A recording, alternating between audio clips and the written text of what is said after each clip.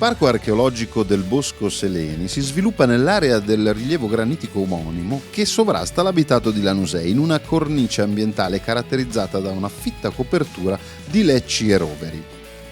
Il complesso è costituito da un nuraghe circondato da un agglomerato di circa 200 capanne che formavano il villaggio e da 2 tombe dei giganti distanti da quest'ultimo circa 500 metri. Ma facciamoci trasportare dalla voce di Monica De Idda, una delle esperte guide del sito, per scoprire ciò che racchiude questo antico complesso. Il parco archeologico del Seleni si trova a circa 1000 metri di altitudine dal mare. Contiene in sé un parco nuragico datato circa al 1600 a.C.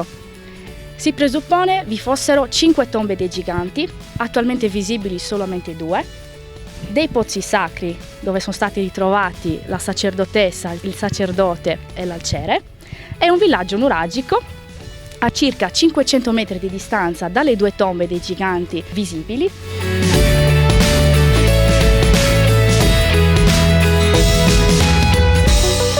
La Seleni 1 è una tomba dei giganti, quindi una tomba collettiva, risalente al XV secolo a.C., è la tipica tomba a ortostati, ossia la tipologia più antica riconosciuta.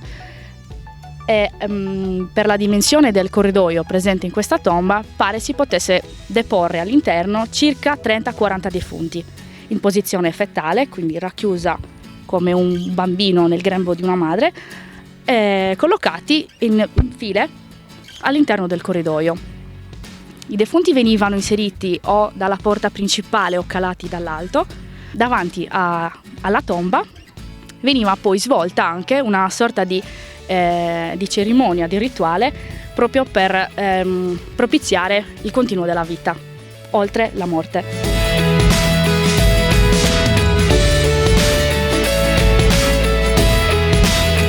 La Seleni 2, invece, a differenza della Seleni 1, è una tomba costruita a filare, si dice, ossia con la stessa tipologia della struttura del nuraghe, quindi massi granitici posizionati alla base e mano a mano si sale di livello.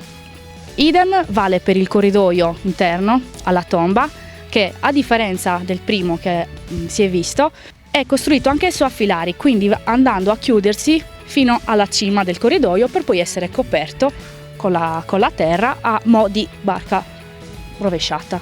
Un'abitudine tipica dei nuragici era il rituale dell'incubazione. Passavano molto tempo di fronte alle tombe, in particolare nella piazzola di fronte all'esedra, e cercavano, quando avevano bisogno di soluzione per i loro problemi, di incutere in qualche modo sulla loro persona un sonno forzato. Quindi andavano alla ricerca di erbe particolari in modo da assumerne poi la sostanza e quindi dormire anche 2-3 giorni di continuo e sperare in un contatto diretto con l'oltretomba.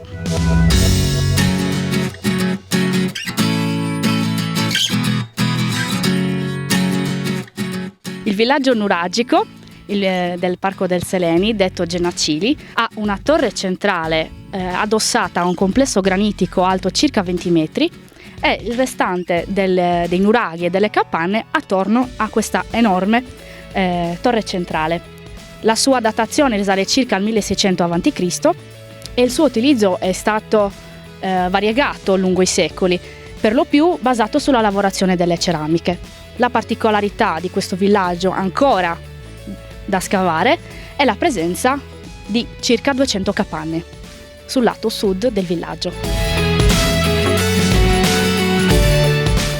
Venite a visitare il Parco Archeologico Seleni e usufruite dell'ottimo servizio di guide esperte offerto da Nuova Luna.